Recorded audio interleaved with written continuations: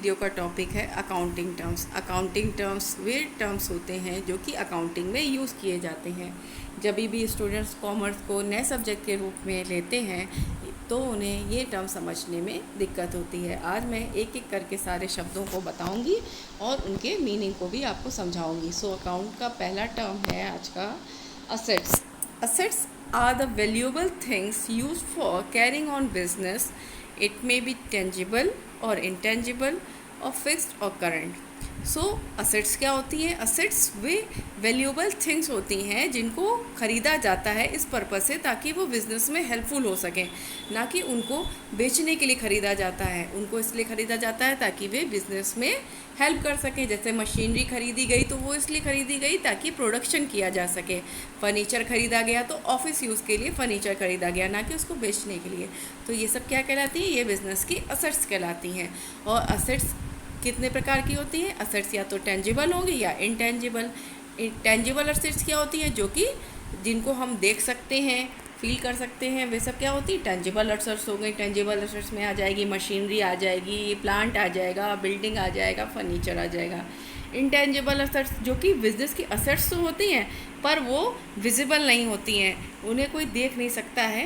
जैसे कि वो हो गई गुडविल हो गया, ट्रेडमार्क हो गया, पेटेंट हो गया, ये सब क्या हो गई? इंटेंजिबल असेट्स हो गई।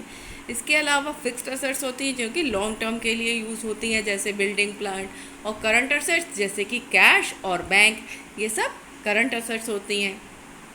तो इस प्रकार असेट्स वो वैल्यूएबल थिंग्स होती हैं जिनको ख़रीदा जाता है बिज़नेस में कैरी ऑन करने के लिए, लॉन्ग टर्म पर्पस के लिए। तो वो बिज़नेस की असेट्स या संपत्तियाँ कहलाती हैं। सो नेक्स्ट टर्म है लाइबिलिटीज़। लाइबिलिटीज़ क्या होती है? Liabilities are the monetary obligations of a business. It may be towards owner of the business और आउटसाइड वर्ल्ड। तो लाइबिलिटीज़ क्या होती हैं? लाइबिलिटीज़ होती हैं एक मॉनेटरी दायित्व होते हैं, मॉनेटरी ऑब्लिगेशन होते हैं बिजनेस के ऊपर, कि या तो फिर उसके ओनर की तरफ या फिर आउटसाइड वर्ल्ड की तरफ। ओनर की तरफ क्यों होते हैं? क्योंकि ओनर को बिज़नेस में जब भी अकाउंटिंग की जाती है बिज़नेस से अलग माना जाता है। अकाउंटिंग में सेपरेट एंटिटी माना जाता है। बिज़नेस को उसके ओनर से हमेशा अलग माना जाता है। तो ओनर भी बिज़नेस में जो पैसा लगाएगा उसको भी बिज़नेस की लाइबिलिटी कहलाती है। तो जो अगर ओनर ने कोई कैपिटल लगाई है बिज़नेस में तो उसको भी लाइबिलिटी कहेंगे। तो बिज़नेस के पर्पज़ से ओनर द्वारा लगाया गया पैसा भी बिज़नेस की लाइबिलिटी होगी। और किसी आउटसाइडर ने अगर उधार दिया है या कुछ लोन दिया है तो वो भी बिज़नेस की लाइबिलिटी में ही काउंट किया जाएगा। तो इस प्रकार बिज़नेस की कुछ लाइबिलिटीज़ हो गई, जैसे क्रेडिटर्स हो गए, बिल्स पेबल्स हो गए, लोन्स हो गए। यहाँ पर कैपिटल को भी इंक्लूड किया जाएगा, क्योंकि कैपिटल जो कि बिज़नेस का ओनर लगाता है उसे भी बिज़नेस के पर्पज़ से उसका बिज़नेस की लाइबिलिटी माना जाता है। फिर नेक्स्ट टाइम आता है कैपिटल। जैसे कि मैंने आपको बताया कि कैपिटल क्या होती है? कैपिटल वो अमाउंट होता है या कैश या कैश काइंड, मतलब कुछ मशीनरी ले आया या बिल्डिंग ले आया तो वो सब भी कैपिटल में काउंट किया जाएगा। तो जो भी ओनर लगाएगा कैश या फिर उसका कोई काइंड बिज़नेस में लेकर आएगा उसे बिज़नेस के लिए कैपिटल माना जाएगा। और ये कैपिटल बिज़नेस की लाइबिलिटी काउंट की जाएगी, क्योंकि ओनर को बिज़नेस से सेपरेट माना जाता है, सेपरेट एंटिटी कॉन्सेप्ट के अकॉर्डिंग। सो कैपिटल क्या है? It is the worth in cash और kind invested by the owner of business. It is also called internal liability or liability towards owner. ठीक है, तो क्या हो गया? ये लाइबिलिटी होती है बिजनेस की, इसको इंटरनल लाइबिलिटी भी बोलेंगे और या फिर लाइबिलिटी टूवर्ड्स ओनर बोलेंगे। सो कैपिटल वो अमाउंट है जो कि ओनर बिजनेस में लगाता है, या तो वो कैश के रूप में कैपिटल लेके आएगा या कभी कभी गुडविल के रूप में लेके आता है, या फिर कभी कोई असेट्स लेके आ गया। तो वो सब क्या कहलाएगी? बिज़नेस की कैपिटल कहलाएगी। और ये कैपिटल बिज़नेस के लिए लाइबिलिटी मानी जाती है और इसे इंटरनल लाइबिलिटी बोलते हैं या फिर लाइबिलिटी टूवर्ड्स ओनर बोलेंगे। और नेक्स्ट टर्म आता है डेटर्स। डेटर्स कौन होते हैं? डेटर्स वे देनदार होते हैं बिज़नेस के, जिनको बिज़नेस जो कि बिज़नेस के ऊपर देनदार होते हैं। ये बिज़नेस की असेट्स होते हैं, जिन्होंने अगर मानिए कि उधार माल हमने बेचा है तो जो हमें क्रेडिट सेल की है तो क्रेडिट सेल की है तो हमें पैसा मिलना है। तो जो जो पैसा देनदार जो जिसने क्रेडिट सेल जिसने हमसे माल ख़रीदा है वो हमको क्या करेगा, बाद में पैसा पे करेगा। तो उसने हमसे उधार लिया है, बिज़नेस से उधार लिया, तो बिज़नेस के लिए क्या हो जाएगा, डेटर हो जाएगा। और डेटर्स क्या कहलाते हैं, बिज़नेस के असेट्स कहलाते हैं। सो डेटर क्या होते हैं, they are the person from whom business has to receive payment either for cash or for advance or loan given. They are the assets of business. So debtors कौन होते हैं, debtors वे person होते हैं जिन्होंने business से या तो फिर लोन लिया है या क्रेडिट सेल की है या कोई माल ख़रीदा है बिज़नेस से, तो वो क्या क्रेडिट में ख़रीदा है तो वो बाद में पेमेंट करेंगे, तो बिज़नेस के देनदार हैं।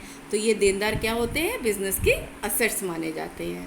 सो नेक्स्ट टर्म आता है क्रेडिटर्स। अब जैसे डेटर्स हो गए, डेटर्स बिज़नेस के देनदार होते हैं जिन्होंने बिज़नेस से लोन लिया होता है या क्रेडिट माल ख़रीदा होता है, तो वो सब क्या होते हैं, बिज़नेस के देनदार होते हैं, तो वो बिज़नेस के असेट्स होते हैं। इसी प्रकार क्रेडिटर्स क्या होते हैं, क्रेडिटर्स बिज़नेस के लेनदार होते हैं जिनको बिज़नेस से पैसा लेना होता है।